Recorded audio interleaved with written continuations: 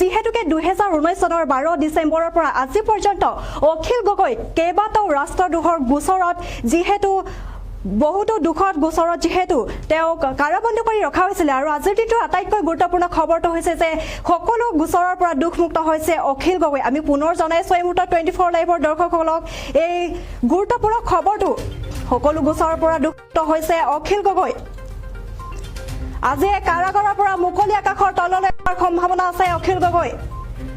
আজিৰ দিনটোৰ আটাইতকৈ গুৰুত্বপূৰ্ণ খবৰটো আৰু চানমাৰী থানাৰ গোচৰৰ পৰা দুখমুক্ত হৈছে অখিল গগৈ যেহেতু কেইবাটাও গোচৰত তেওঁ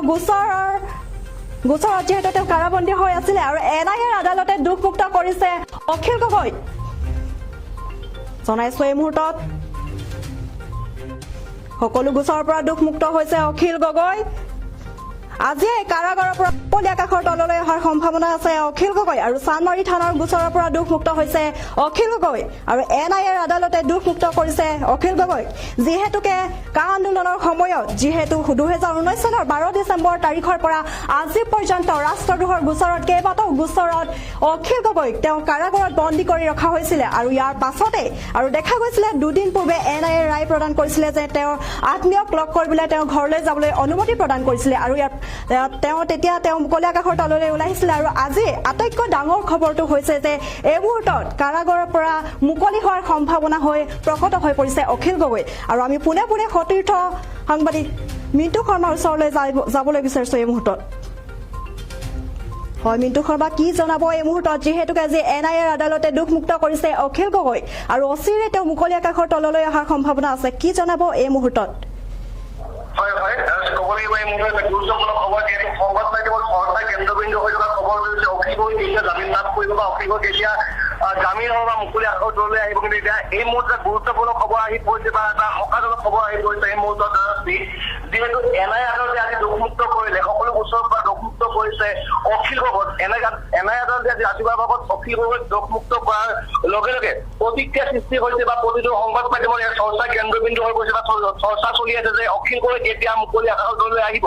কিন্তু এই মুহূৰ্তত ক'ব পাৰি ৰাজশ্ৰী অখিল গগৈ প্ৰায় 1.5 বছৰে কাৰাবন্দী হৈ থকাৰ পিছত 2019 চনৰ 12 ডিচেম্বৰ অখিল গগৈ যিহেতু গ্ৰেপ্তাৰ কৰা হৈছিলে আৰু কেইবাটাও গোচৰ গ্ৰেপ্তাৰ কৰাৰ পিছত তেখেতক ৰখা হৈছিল জেলত বা জিএমচিত ৰখা হৈছিল কিন্তু আজি সঁচাৰ খবৰ এই মূৰত শিৱসাগৰবাসীৰ বাবে যে অখিল গগৈ অতি শীঘ্ৰে মুকলি আকাশৰ তললৈ আহিব আৰু ক'ব লাগিব এই মূৰত 24 লাইভৰ দৰ্শকসকলক যে অখিল গগৈৰ খবৰটো পোৱাৰ পিছতে সকলোৰে মাজত এটা যেন হাঁহি দিছে যে অখিল গগৈ পুনৰবাৰ মুকলি আকাশৰ তললৈ আহিব বা তেওঁ যি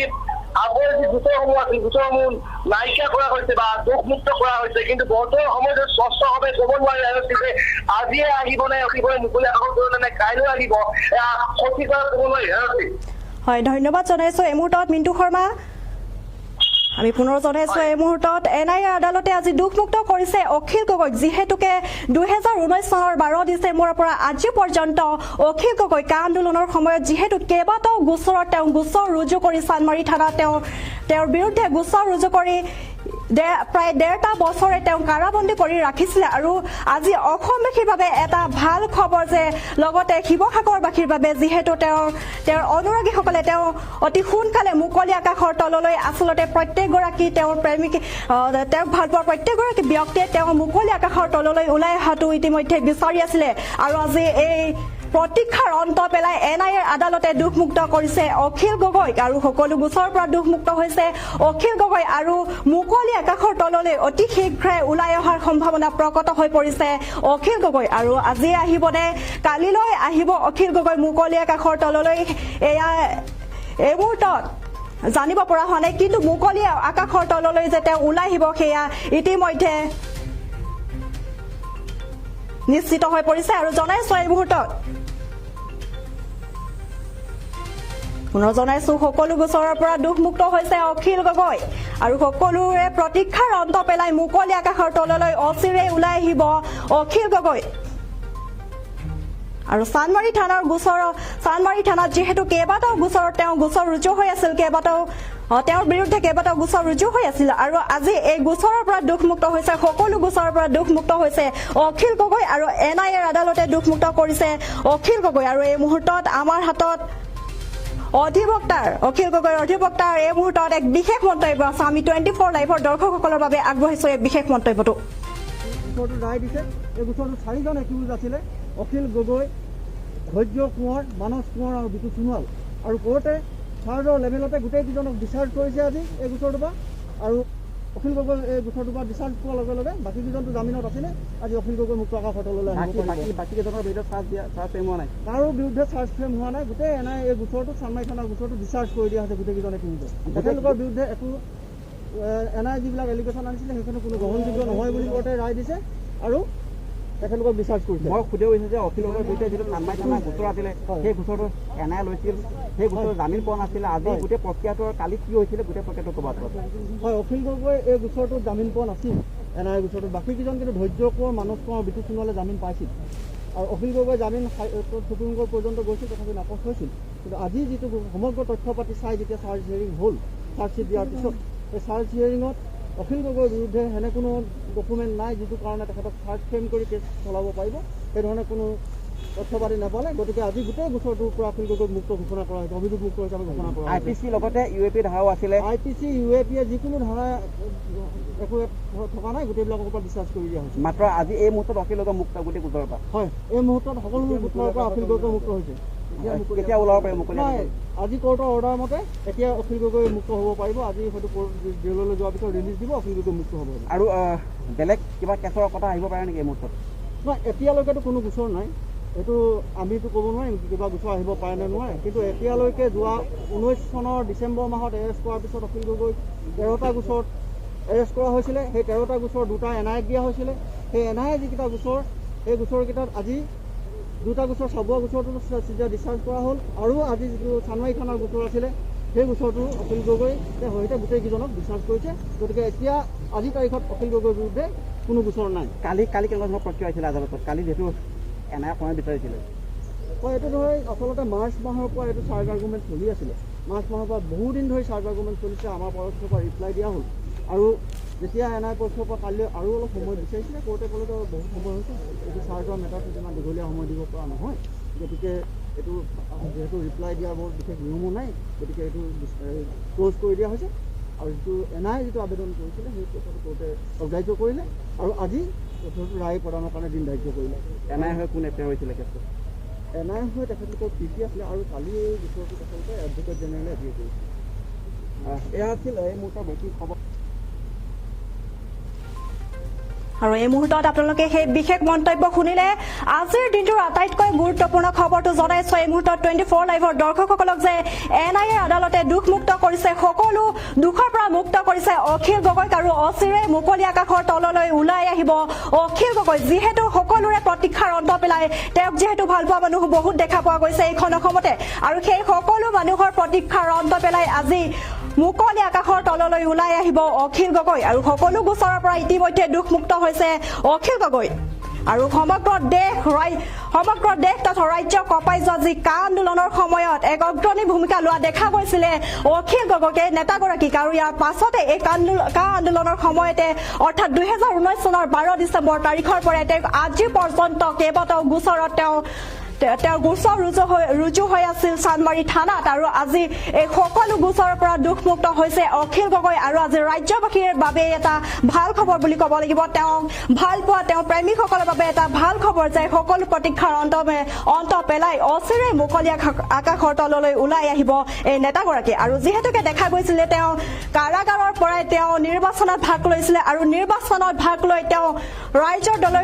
ৰাইজৰ দলৰ হৈ প্ৰতিদ্বন্দ্বিতাৰ গৃহ পৰিলক্ষিত হৈছিলে তেওঁ যেহেতু কাৰাগাৰৰ পৰাই খেলিছিলে ইলেকশ্যন আৰু এই ইলেকশ্যনত তেওঁ বিপুল ভোটত জয়ী হৈ অহা দেখা পোৱা গৈছিলে আৰু যিহেতুকে এই তেওঁক ভাল পোৱা ব্যক্তিসকলে প্ৰত্যেকগৰাকী অসমীয়াই আজি যিহেতু তেওঁলোকৰ কাৰণে ভাল দিন বুলি ক'ব লাগিব এই মুহূৰ্তত যিহেতুকে অখিল গগৈ আজি সকলো গোচৰৰ পৰা দুখমুক্ত হৈছে আৰু অচিৰেই আৰু এই মুহূৰ্তত এইটো নিশ্চিত হোৱা নাই যে আজি নে কালিলৈ তেওঁ মুকলি আকাশৰ তললৈ ওলাই আহিব এই মুহূৰ্তত নিশ্চিতকৈ ক'ব পৰা নাই কিন্তু তেওঁ মুকলি আকাশৰ তললৈ যে ওলাই আহিব সেয়া এই মুহূৰ্তত স্পষ্ট হৈ পৰিছে আৰু সকলো গোচৰৰ পৰা দুখমুক্ত হৈছে অখিল গগৈ আৰু লগতে দুখমুক্ত হৈছে যিহেতু কা আন্দোলনৰ সময়ত বিশেষ ভূমিকা লোৱা দেখা পোৱা গৈছিলে লগতে তেওঁৰ লগতে বিশেষ ভূমিকা লোৱা দেখা পোৱা গৈছিলে ধৈৰ্য কোঁৱৰ মানস কোঁৱৰ বিতু সোণোৱালো গোচৰৰ পৰা দুখমুক্ত হৈছে আৰু এনআইএৰ আদালতে দুখমুক্ত কৰিছে আটাইকেইগৰাকীকে আৰু অখিল গগৈক ইতিমধ্যে সকলো গোচৰৰ পৰা দুখমুক্ত কৰিছে এনআইএৰ আদালতে আৰু অচিৰে এই নেতাগৰাকী এই প্ৰায়ভাগ লোকৰে প্ৰিয় নেতাগৰাকী ওলাই আহিব মুকলি আকাশৰ তললৈ পুনৰ জনাইছো এই মুহূৰ্তত আজিৰ দিনটোৰ আটাইতকৈ চৰ্চিত খবৰ আৰু এই খবৰটো পোৱাৰ পাছতে সমগ্ৰ সংবাদ মাধ্যম সমগ্ৰ ৰাজ্যবাসীৰ মাজতে এক প্ৰতিক্ৰিয়াৰ সৃষ্টি হোৱা পৰিলক্ষিত হৈছে ইতিমধ্যে 24 লাইভৰ দৰ্শকসকলে এই দৃশ্যাৱলী প্ৰত্যক্ষ কৰি আছে যে সকলো গোচৰৰ পৰা দুখমুক্ত হৈছে অখিল গগৈ আৰু আজিয়ে কাৰাগাৰৰ পৰা মুকলি আকাশৰ তললৈ অহাৰ সম্ভাৱনা আছে অখিল গগৈ এই মুহূৰ্তত নিশ্চিত হোৱা নাই যে আজি আহিবনে অৰ্থাৎ কালিলৈ আহিব আৰু চানমাৰী থানাৰ যিহেতু কেইবাটাও গোচৰ ৰুজু হৈ আছিল অখিল গগৈৰ বিৰুদ্ধে সেই কা আন্দোলনক সেই ৰাজ্যক কঁপাই যোৱা বিশেষ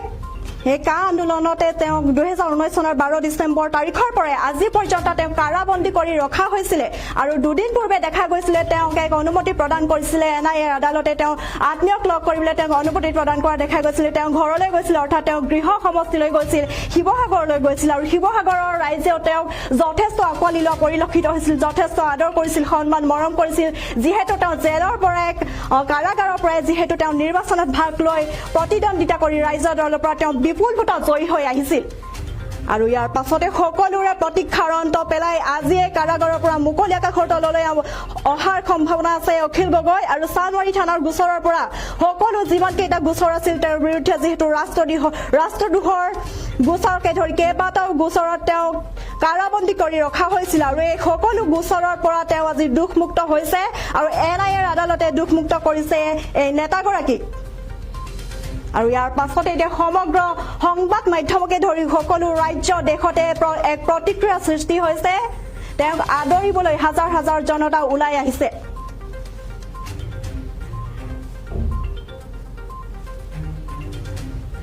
পুনৰ জনাইছো এই মুহূৰ্তত সকলো গোচৰৰ পৰা দুখমুক্ত হৈছে অখিল গগৈ আৰু মুকলি আকাশৰ তললৈ আহিছে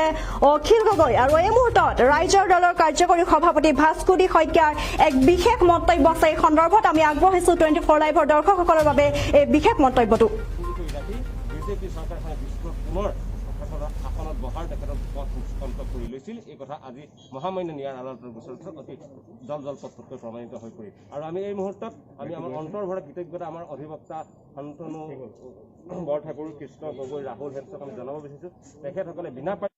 1.5 বছৰ ধৰি আজি অক্লান্তভাৱে যুঁজখন যুঁজি দিলে তাৰ বাবে আমি তেখেতলোকক ৰাইজৰ দল কৃষক মুক্তি সংগ্ৰামটো সকলোৰে ফালৰ পৰা আমি অন্তৰ্ভৰা কৃতজ্ঞতা জনাইছোঁ আমি কৃতজ্ঞতা জনাইছোঁ অসমবাসী ৰাইজক যিসকলে অখিল গগৈ মুক্তিৰ সমৰ্থনত ব্যাপক জনমত গঢ়ি তুলিছিল আমি সেইসকল অসমবাসীক আমি কৃতজ্ঞতা আৰু ধন্যবাদ জ্ঞাপন কৰিছোঁ যিসকলে অখিল গগৈ আইনী যুঁজৰ বাবে মুক্ত হস্ত দান বৰঙণি দি এই আইনী যুঁজখন চলাই যোৱাত আমাক সহায় কৰিছিল আমি আপোনালোকৰ সহায় অবিহনে এই আইনী যুঁজখন আমি চলাই যাব নোৱাৰিলোহেঁতেন যদি অসমবাসী ৰাইজে দান বৰঙণিৰে আমাক এইদৰে সহায় নকৰিলেহেঁতেন আৰু আজি মহামান্য ন্যায় আদালতক আমি ধন্যবাদ জনাইছোঁ যে তেখেতসকলে অসত্যৰ বিৰুদ্ধে সত্যৰ যিখন যুঁজ আছিল সেই যুঁজখনত তেখেতসকলে আজি সত্যৰ জয় প্ৰতিষ্ঠা কৰিলে আৰু আমি আশাবাদী যে অচিৰেই আজিৰ দিনটোৰ ভিতৰতে অখিল গগৈ মুকলি আকাশৰ তললৈ ওলাই আহিব বুলি আমি আশাবাদী আজিৰ দিনটোতে অখিল গগৈ মুকলি আকাশৰ ওলাই আহিব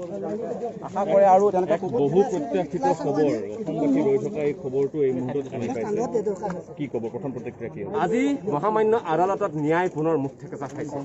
চাবুৱা থানাৰ পিছত অখিল গগৈ দুখমুক্ত ঘোষণা কৰাৰ পিছত এটা অতি স্পষ্টভাৱে প্ৰমাণ হৈ গ'ল যে কেন্দ্ৰৰ বিজেপি চৰকাৰে আৰু দিছপুৰৰ বিজেপি চৰকাৰখনে ন্যায়ৰ দৰে ভাৰতৰ দেশৰ সৰ্বোচ্চ তদন্তকাৰী সংস্থাটোক কা বিৰোধী আন্দোলনখন স্তব্ধ কৰিবৰ কাৰণে তেখেতসকলে ব্যৱহাৰ কৰিছিল আজি এই ন্যায়ালয়ৰ আদালতে প্ৰমাণ কৰি দিলে যে ন্যায়ৰ দৰে এটা তদন্তকাৰী সংস্থাক বিজেপি চৰকাৰখনে ৰাজনৈতিক স্বাৰ্থত ব্যৱহাৰ কৰিছিল আৰু বিজেপি চৰকাৰখন এই কাৰণে ন্যায় ব্যৱহাৰ কৰিছিল যাতে কা বিৰোধী আন্দোলন স্তব্ধ হয় এই কাৰণে ব্যৱহাৰ কৰিছিল যাতে অখিল গগৈ পুনৰবাৰ দিছপুৰত বিজেপি শাসনত অহাৰ পথত তেখেতে বাধাৰ সৃষ্টি নকৰে অখিল গগৈ কাৰাগাৰত সোমোৱাই ৰাখিব তেনেকুৱা ধৰণৰ পথ সৃষ্টি কৰিছে আৰু এই মুহূৰ্তত আমি আমাৰ হৈ এই দীঘলীয়া প্ৰায় 1.5 বছৰীয়া যিখন আইনী যুঁজখন চলাই যোৱা আমাৰ অধিবক্তা শান্তনু বৰঠাকুৰ কৃষ্ণ গগৈ ৰাহুল হেনছোৱা পল্লৱী বৰা সকলোকে আমাৰ অন্তৰ্ভৰা কৃতজ্ঞতা জ্ঞাপন কৰিছোঁ আমি কৃতজ্ঞতা জ্ঞাপন কৰিছোঁ অসমবাসীক কাৰণ অসমবাসীয়ে অখিল গগৈৰ মুক্তিৰ দাবীত ব্যাপক জনমত গঠন কৰি তুলিছিল আৰু আমি অসমবাসীক কৃতজ্ঞতা জনাবই লাগিব কাৰণ আপোনালোকৰ সহায় অবিহনে আমি আইনী যুঁজখন আগবঢ়াই নিব নোৱাৰিলোহেঁতেন কাৰণ আপোনালোকৰ দান বৰঙণি আচলতে অখিল গগৈৰ আইনী যুঁজখন চলিছে আমি পুনৰবাৰ ৰাইজৰ দলৰ হৈ কৃষক মুক্তি সংগ্ৰাম সমিতিৰ অসমবাসী ৰাইজক ধন্যবাদ জনাইছোঁ যে আপোনালোকে যি মুক্ত হস্তে দান বৰঙণি আগবঢ়াইছিলে সেই দান বৰঙণিৰ জৰিয়তে আচলতে আমি এই আইনী যুঁজখন চলাই যোৱাটো সম্ভৱপৰ আছিল আমি পুনৰবাৰ অসমবাসী ৰাইজক ধন্যবাদ জ্ঞাপন কৰিছোঁ আৰু অখিল গগৈ আজি তাৰিখে মুকলি আখৰলৈ ওলাই আহিব পাৰিলে অখিল গগৈ গৰু চোৰৰ লগত তুলনা কৰা হৈছিল আজি প্ৰত্যেকটা উইটনেছৰ জৰিয়তে কি ক'ব চাওক আমি প্ৰথমবাৰৰ পৰাই কৈছোঁ প্ৰথম দিনাখনৰ পৰাই কৈ আছিলোঁ যে অখিল গগৈৰ ওপৰত যি গোচৰ তৰি দিয়া গৈছে সেই গোচৰ এক ভুৱা গোচৰ এই এক ষড়যন্ত্ৰমূলক গোচৰ ইয়াক ৰাজনৈতিক উদ্দেশ্যত তৰা এক গোচৰ সেই কথা চাবুৱা থানাৰ গোচৰ আৰু চানমাৰী থানাৰ গোচৰ ইতিমধ্যে আদালতৰ মজিয়াত প্ৰমাণ হ'ল আৰু আমি কৈছিলোঁ যে কেৱল নাম ঠিকনা গোপনে ৰখা ভুৱা সাক্ষীৰ বেনামী সাক্ষীৰ ভিত্তিত ন্যায় এই গোচৰ চলাই আছিল আৰু আটাইতকৈ দুখৰ বিষয় ন্যায় হৈছে ভাৰতৰ সৰ্বোচ্চ তদন্তকাৰী এটা সংস্থা ন্যায় বহুত গুৰুত্বপূৰ্ণ তদন্ত কৰিব লগা থাকে দুৰ্ভাগ্যজনকভাৱে ন্যায়ক এনেকুৱা এটা অতি তৰল আৰু মনে সজাৰ ষড়যন্ত্ৰমূলক গোচৰত আজি 1.5 বছৰ ভাৰত চৰকাৰে ব্যস্ত কৰি ৰখালে আৰু এটাই কাৰণ যাতে কা বিৰোধী আন্দোলনখন স্তব্ধ কৰিব পাৰে আৰু কোনো যাতে বিজেপি চৰকাৰখনে দৃষ্টত পুনৰ শাসনৰ গাড়ীত বহিব পাৰে এইবিলাকৰ কাৰণে তেখেতসকলে ষড়যন্ত্ৰ ৰচনা কৰিছে